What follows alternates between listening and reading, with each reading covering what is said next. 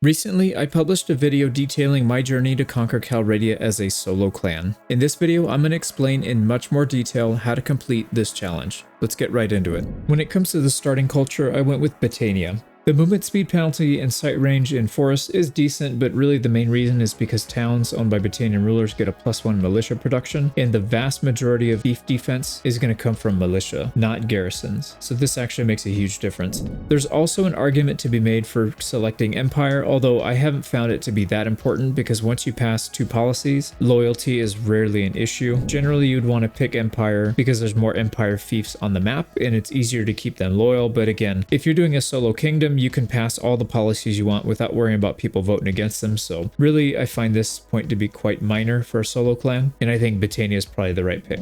Now, this next point is kind of optional. I went with 50 years old for my campaign because you get +8 focus points and +4 attribute points right from the get-go. And I already knew I was going to put quite a few points into medicine, and there's 2 perks in there that'll help extend your life expectancy. So living to 65 or 70 is not uncommon if you have the right perks. But if you're not planning on putting medicine on your main character and you're looking for a longer campaign, I do not recommend 50-year-old start. Now, this next point is somewhat specific to Battania, although you could potentially pull it off in other parts of the map. If you go immediately to Maranath, you can buy all the hogs, and if you're a little bit short on cash, you can just sell a few of your weapons, sell some of your clothing, buy all the hogs, then cut them up and sell them back to the town, and you should end up with 3,000 to 5,000 in dinars, and that'll allow you to buy some of your starting gear. If you're planning on doing the speed run that I did, I highly recommend getting a better horse and a simple short bow and 4 stacks of arrows. If you're not planning on doing that, just buy the hogs, cut them up, sell them, and buy whatever gear you plan on using, or save them up to hire troops. Now, once you've got your starter gear, I highly recommend getting to mercenary status as soon as you can, which is clan tier 1. The reason you want to do this is because everything that you're going to do, you will normally get influence for anyways if you were a mercenary. So it's basically just making money for things that you're already doing, like fighting bandits, in my case, attacking villages, and so on. You can make upwards of 24,000 dinars per day just by raiding villages, or if you wanted to fight small enemy noble parties, you could probably make 50 or 60 grand a day doing that. So just being a mercenary is incredibly powerful for things that you would already have to do anyways. Again, in my case, I decided to attack villages, and you can solo villages of any size, even up to 150 units. It just takes a lot of time and patience. Now, once you've been a mercenary for a little while and you've saved up a couple 100,000 dinars, I recommend switching over to becoming a vassal. Who you decide to join should depend mostly on what type of land you want to own. For example, in my campaign, I wanted to own Battanian land, so I could have joined any of the kingdoms that surrounded Battania, or I could join Battania if they had already lost certain pieces of land. In this case, they had actually lost a couple castles, and so I helped them retake it, showed up on the vote, and I was able to reclaim some of those for myself. And once you become a vassal, you can start hiring your own clan parties, calling them into an army, and that's really going to ramp up your leadership XP gain, which we'll be covering a little bit later, but very, very important to have.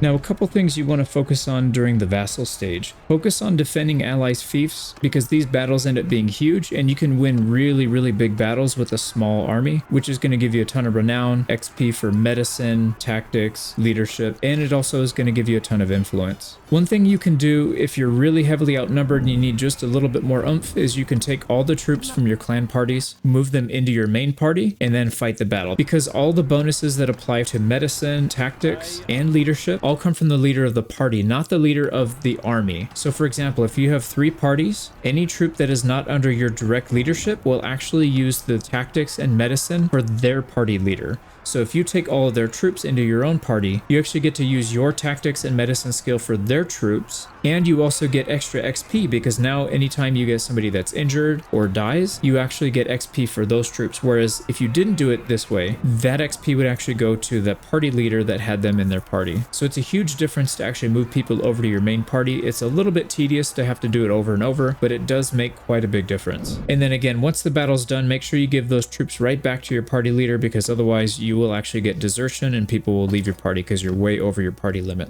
Now, when it comes time to forming your own kingdom, I recommend taking all the fiefs with you and leaving the current kingdom you're part of. It will force them to declare war on you, but it's not a big deal. You can either play defensively and burn down their manpower, or you can just sue for peace with them and spend a little bit of money. Either way, it's really not that big of a deal. One thing that I like to do, especially if you're planning on fighting them right away, is to do things to weaken their kingdom by declaring new wars for them to fight, calling ally parties into your army, running them into enemy territories, and dropping them off in places where they for sure sure will get caught. That will drain their manpower as well. A lot of things you can do to help out. But make sure you have enough cash saved up before you leave. Personally, I like to have at least 300,000 to 500,000 dinars in the bank. Before, I would say maybe a couple million if you plan on recruiting people, but since this is a solo clan world conquest, you don't really need money for that. You just need a few months saved up so that you can afford to weather the storm. Then one of your first priorities after forming a kingdom should be to pass all the good policies. Now, when it comes to policies, I recommend passing Sacred Majesty first because this is going to give you a +3 influence per day and allow you to speed up taking all the other policies right after. Next, I recommend taking Royal Guard because this is going to boost your party size by 60, which is a huge difference. If you're not Clan Tier 5 yet, you can probably skip Noble Retinues, but you want to get this by the time you become Clan Tier 5. This is going to boost your party size by another 40. And then finally, these last two are must-haves. Forgiveness of Debts gives you +2 loyalty per day, and Tribunes of the People gives you +1 loyalty per day, and with those two gives you +3, which will cancel out any negative you have from owning the wrong culture fief, so you should never have any issues with towns rebelling. There's other policies you can pass, but these 5 are the absolute must-haves.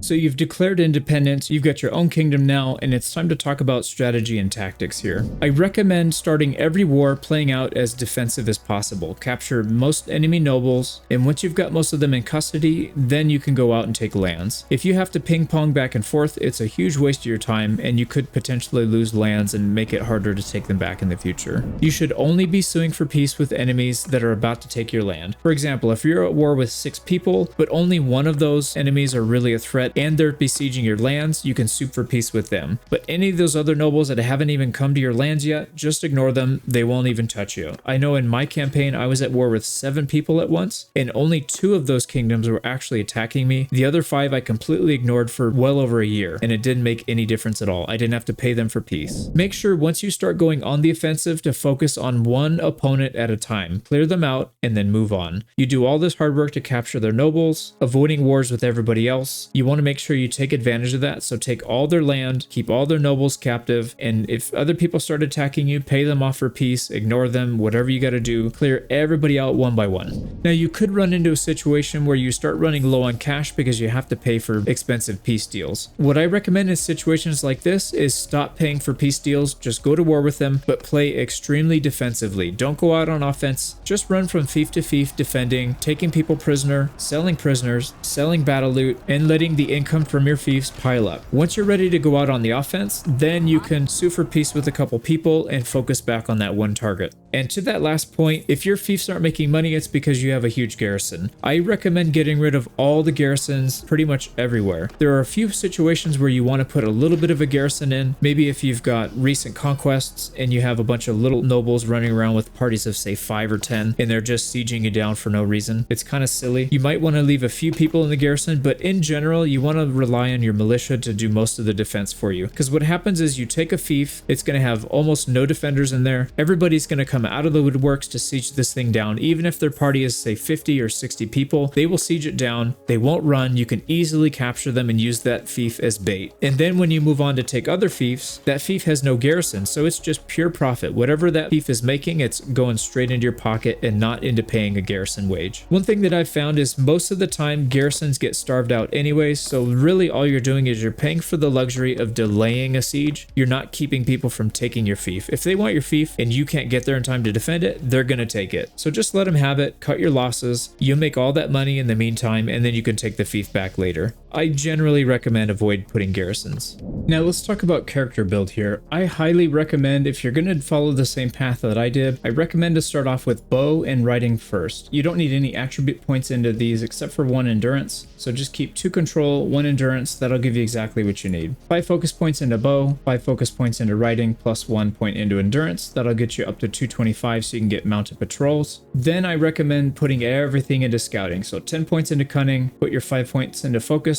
and then that'll help you get up to 225 as soon as you can. When you take these 2 perks, mounted patrols, and keen sight. That's going to keep every prisoner in your hold and they will never be able to escape. Makes it much easier to take land. And then after that, I recommend putting points into leadership next, having high social, as many points as you can into social to get your leadership skill nice and high. There's a couple things in here that are going to be crucial. Leader of the masses is really important because you get +5 party size for each town that you control. And this works for all parties in your clan, not just your own. So if you have 5 parties in your clan army, that means every time you take a town, you get a +25 to your total army size. And since we own the entire map, by the end, you're going to have ridiculous party size. So this is literally capped out with just our own clan. There's nobody else in here. And we're able to get upwards of 2,500 units in an army. So our clan parties, even though these guys don't have really good steward skill, they're still able to field upwards of 400 troops.